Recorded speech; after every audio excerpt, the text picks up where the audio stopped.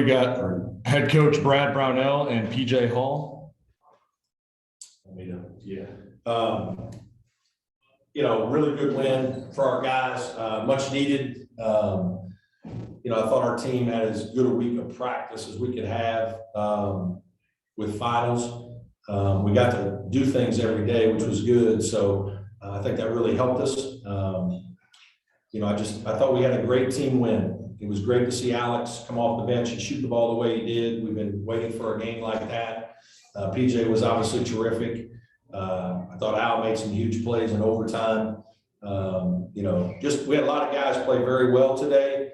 You see why Drake is a good team. Like, they're a winning team. They got a team that went to the tournament last year. They just have a winning pedigree. Their kids are going to continue to battle. It's a hard game to play. They're very small at 5 positions sometimes.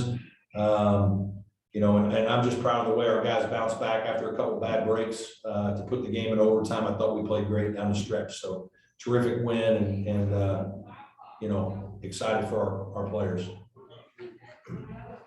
Hey, coach, it's Trevor Gross from CUTigers.com. You've blown some late leads on the road this season. Tonight, you led the entire second half until they tied it with 13 seconds left.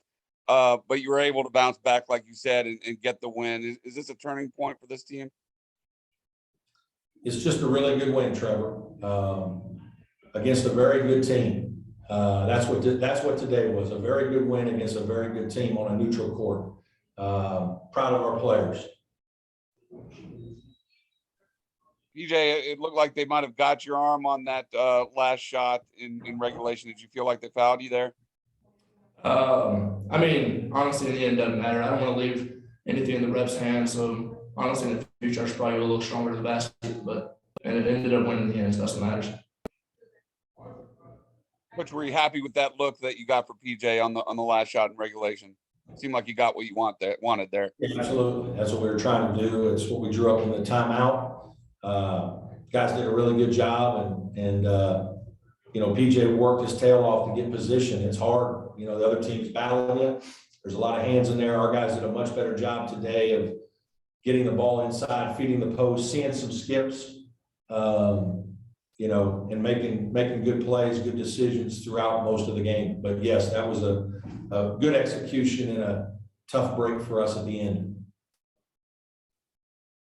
Coach, Al had 13 points in the first half, didn't score in the second half, but made that huge 3 in overtime. How big was that? Big time shot.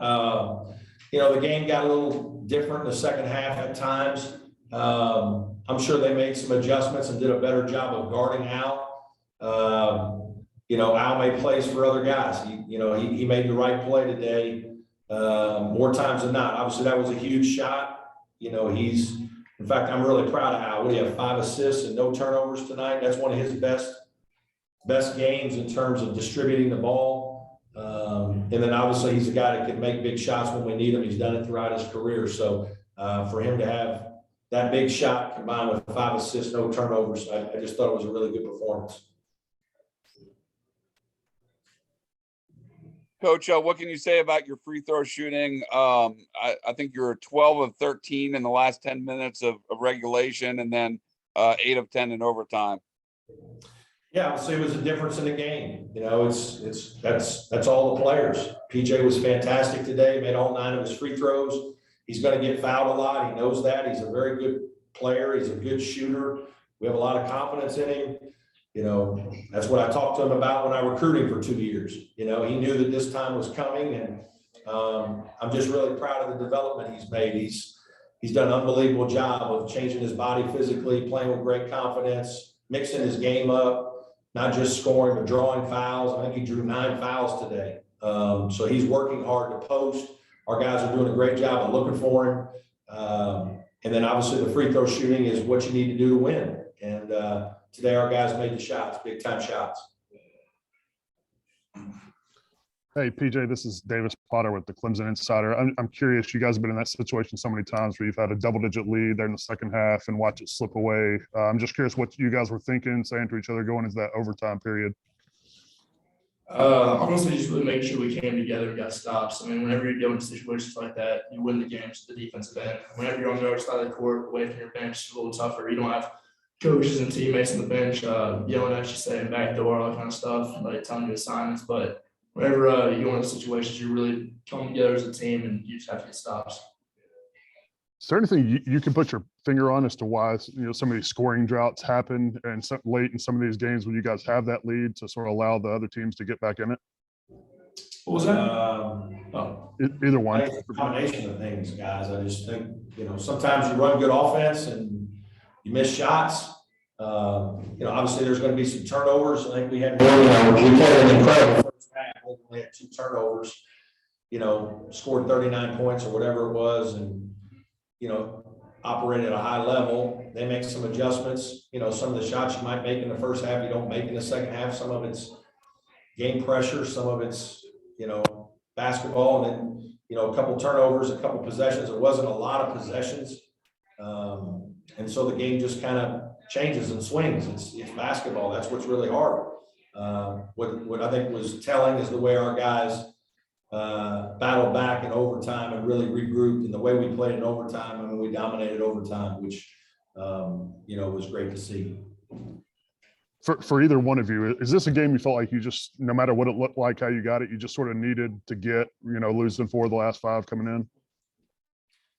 Yeah, certainly it was a game that we needed to win, absolutely. And this was a good team. Drake's a good team.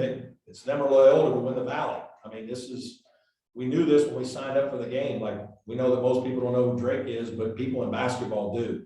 And so this was a very good non-conference, neutral court win. Our team was very hungry. I thought we had great practices all week. We're very disappointed with how we finished the game against Miami. We played very well for 34, 35 minutes and let a game get away, made some turnovers, and then had a couple of defensive errors and lost the game, and that hurt. But I like this team. I'm proud of these guys, and I just think we're a team that hopefully is going to continue to get better. PJ, you had 13 rebounds today against a team that shoots 31 3-pointers. How tough is it with all those long rebounds? I mean, whenever it's a long rebound, short rebound, it comes right up the ring, just track it down. Every once in a while, I want to go over your head, but as long as you box down, put a body on somebody, as long as you get the rebound, that's what matters. Offensive rebound kills you, because I swear whenever somebody gets one, it's like they're going to make a shot. That's just what happens. So make sure you get those rebounds, keep back out, and that's about it. Keep running. Coach, how good does it feel to have final exams behind your guys, and now you have a nice little home stretch here, 4 out of your next 5 at home in Little John? Yeah, it does. I mean, this has been it's a hard stretch. We feel like we played a lot of games up until this week, and then this week, obviously, with finals, there's a lot of stress on these guys. People forget about how hard it is sometimes.